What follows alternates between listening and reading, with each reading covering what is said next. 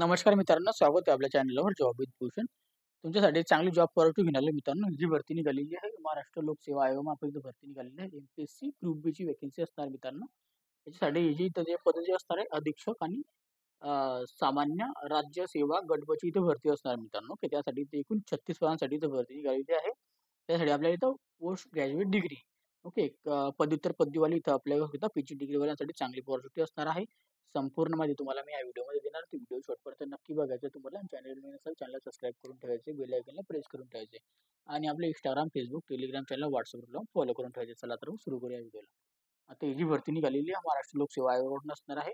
आता याची जी जाहिरात निघालेली आहे आता महाराष्ट्र शासनाच्या शालेय शिक्षण व क्रीडा विभागाकडून अधीक्षक व पदे जी असणार आहे सामान्य राज्य सेवा गट प्रशासन शाखा संवर्गातील आपल्याला पदभरतीकरिता विविध ऑनलाईन पद्धतीने फॉर्म मागवण्यात येत आहे. एकूण इथं उपलब्ध संख्या जी असणार 36 जागांसाठी भरती असणार आहे कॅटेगरी वाईज. ओके. याच्यामध्ये एकूण पदे दिलेली आहे कॅटेगरी वाईज, जे की तुम्ही बघू शकता. सर्वसाधारण महिला, त्यानंतर खेळाडू, अनाथ, त्याच्यानंतर इथं दिव्यांगांसाठी. ओके.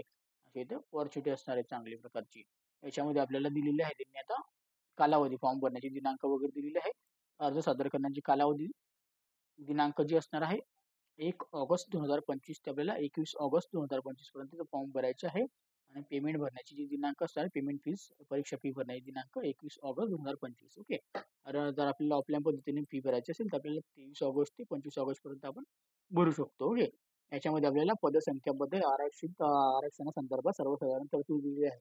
याच्यामध्ये मित्रांनो भराव्याच्या उपरोक्त संवर्ग पदांचा सामाजिक समानता आरक्षणाबाबत तपशील शासनाच्या मागणी पत्रानुसार आहे मित्रांनो, की त्याच्यामध्ये आपल्याला नमूद केलेल्या पदसंख्या आरक्षणामध्ये शासनाच्या सूचनेनुसार बदल होण्याची शक्यता आहे. अशा इथं अटी वगैरे दिलेल्या आहेत. ते आपण इथं वाचून घ्यायचं आहे. त्याच्यामध्ये आपल्याला खेळाडू आरक्षण दिलेले आहे. त्यानंतर दिव्यांग आरक्षण दिलेलं असेल. ओके. त्यानंतर इथं अनाथ आरक्षणासाठी इथं माहिती असेल. तर अशा पद्धतीची माहिती आपण इथं वाचून घ्यायची आहे. ओके.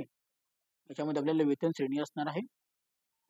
S14 सॅलरी असताना आपल्याला 38,600 ते 1,22,800 रुपये एवढी सॅलरी आपल्याला बघण्यात मिळते. भारतीय नागरिकत्वाला इथं अप्लाय करू शकता. त्याच्यासाठी वयोमर्यादा असणार आहे आपल्याला 1 नोव्हेंबर 2025 पर्यंत आपलं एज काउंट होणार आहे. किमान आपल्याला इथं कमीत कमी 25 वर्ष ते आपण राखीव जर असाल तर 38 वर्षापर्यंत अप्लाय करू शकता. जर आपण मागासवर्गीय खेळाडू असाल तर 43 वर्षापर्यंत, माजी सैनिकपर्यंत 43 वर्षापर्यंत अप्लाय करू शकता.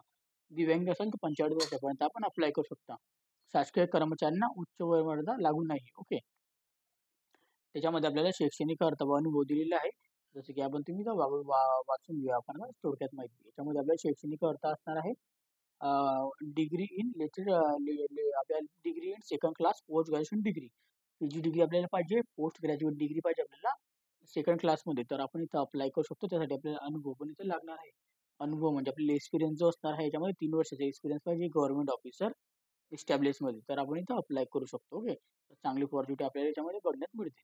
मग शैक्षणिक अर्हता गणण्याचे दिनांक जे असणार आहे जसं की अंतिम दिनांक जो असणार आहे शैक्षणिक अर्हता धारण करण्याचा अनुसरून अर्ज सादर करण्याची जी अंतिम दिनांक असणार आहे त्या दिनांकापर्यंत इथं शैक्षणिक अर्हता इथं गणण्यात येणार आहे असं सांगण्यात आलेलं आहे.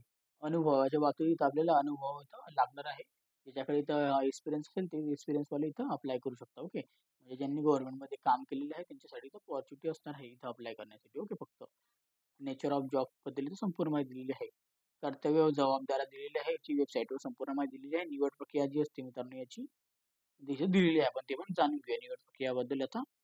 आता याच्यामध्ये आपल्या प्रस्तुत जाहिरातीमध्ये नमूद केलेली शैक्षणिक अर्हता, अनुभव इत्यादी अर्हता किमान अर्हता धारण केली म्हणून उमेदवार मुलाखतीस बोलवण्याकरिता पात्र नाही.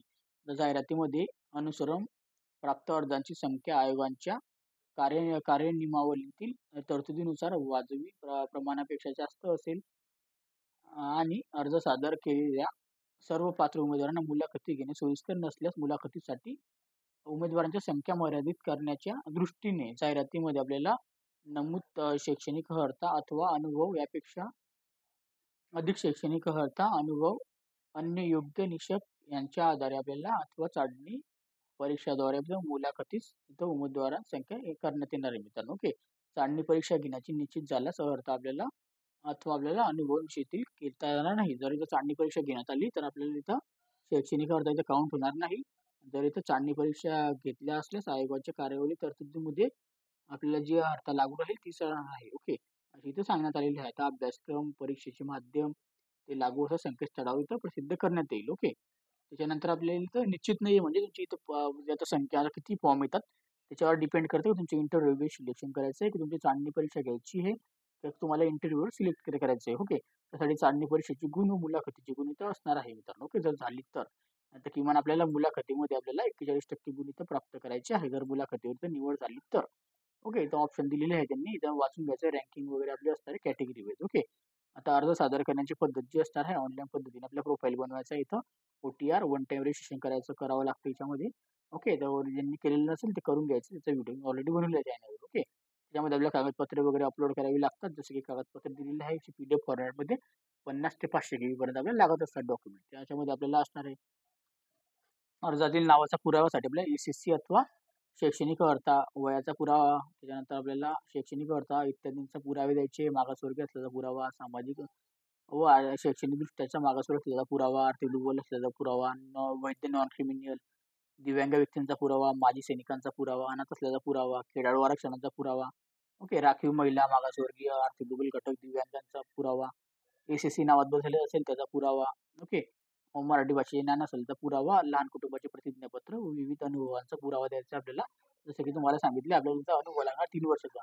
आता राज्य शासकीय कर्मचारी यांच्याकरिता वयोमर्यादेतील सवलतीचा दावा सादर करण्याचे प्रमाणपत्र लागू असल्यास द्यायचे. ओके. त्याच्यानंतर इथं संपूर्णच्या बद्दल माहिती वगैरे दिलेली आहे. त्याबद्दलची माहिती वाचून घ्यायची. तर सर्वसाधारण त्याची आता परीक्षा फी परीक्षा आपल्याला ऑनलाईन पद्धतीने फॉर्म भरायचा आहे.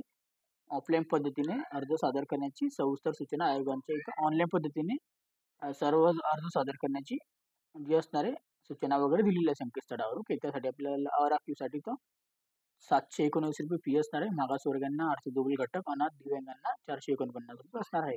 नॉन रिफंडेबल फीज असणार आहे. फी पे करायची आपल्याला फॉर्म भरून घेतल्यानंतर. ऑनलाईन पद्धतीने आपण भरू शकतो. ओके. त्याच्यासाठी आपल्याला इथं डेबिट कार्ड, क्रेडिट कार्ड माध्यमावरून भरू शकतो किंवा ऑफलाईन पद्धतीने स्टेट बँकेमधून भरू शकतो. तर सेवा प्रवेशाच्या शर्ती वगैरे दिलेल्या आहे. शर्ती वगैरे ते वाचून घ्यायचे आहे आणि इथं आपल्याला याची नोटिफिकेशन जी आलेली आहे 29 जुलै 2025 लेटेस्ट नोटिफिकेशन असणार आहे. ओके. तर संपूर्ण माहिती दिलेली आहे. वाचून घ्यायची आहे. ओके. तुम्हाला काही अडचण वगैरे असेल तर तुम्ही मला इथं कमेंट बॉक्समध्ये कमेंट करा किंवा मला Instagram, Facebookला मेसेज करू शकता. ओके. इंटरव्ह्यू जर असेल तुमचा तर मोबाईल फोन वगैरे इथं घेऊन जायचं नाही कोणत्याही वस्तू. ओके.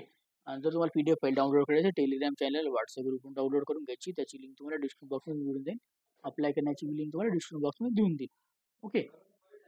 आणि आपल्या व्हिडिओ आवडला असेल लाईक करा आणि कमेंट बॉक्समध्ये कमेंट करा. जास्तीत जास्त मित्रांना शेअर करा. चॅनलवर पहिल्यांदा सबस्क्राईब करा. बेल आयकॉनला प्रेस करा. अशा जॉब अपॉर्च्युनिटीसाठी आपण आता व्हिडिओ नेक्स्ट टाईममध्ये. तोपर्यंत जय हिंद मित्रांनो. Thank you.